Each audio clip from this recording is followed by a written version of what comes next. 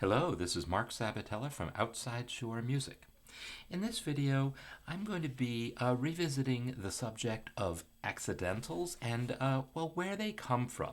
In a recent video, I talked about how the specific note B flat came about in the early days in the Middle Ages as people were trying to harmonize melodies in fifths, which was a thing, and they didn't really like the sound of that tritone there if you tried to harmonize an F with a B, so we'll adjust that B to a B flat, and there you go.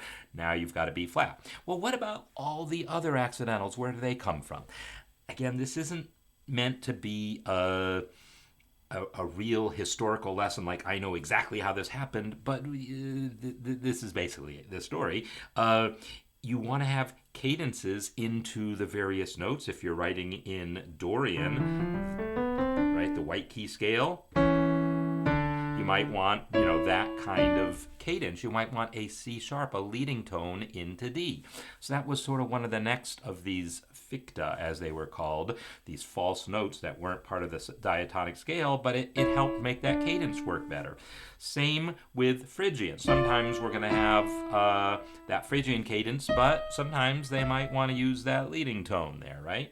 Or Mixolydian, if we're basically the diatonic scale in G, sometimes we're going to want that F sharp to give us that leading tone. And Aeolian, sometimes we're going to want the G sharp to give us that leading tone into A. So that really gives us, we've already seen a B flat, but now that gives us a C sharp, a D sharp, and an F sharp.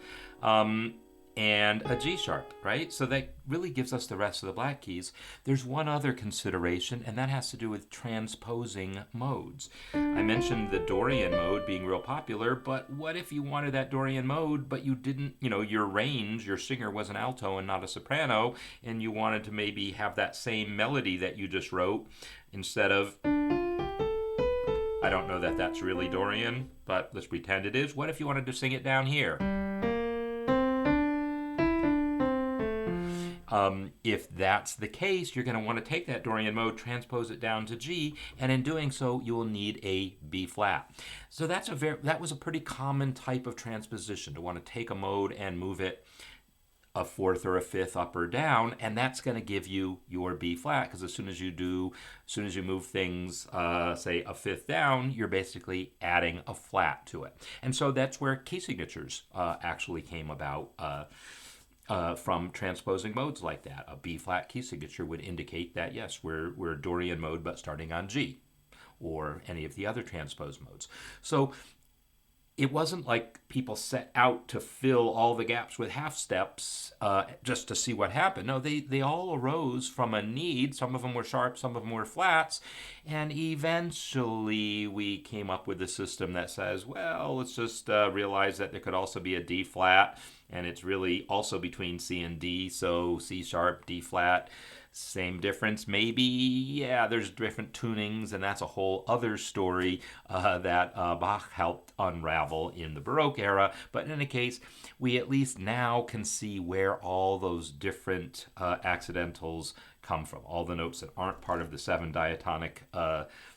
diatonic scale, we can at least now see where the other five notes came from as a result of musical need.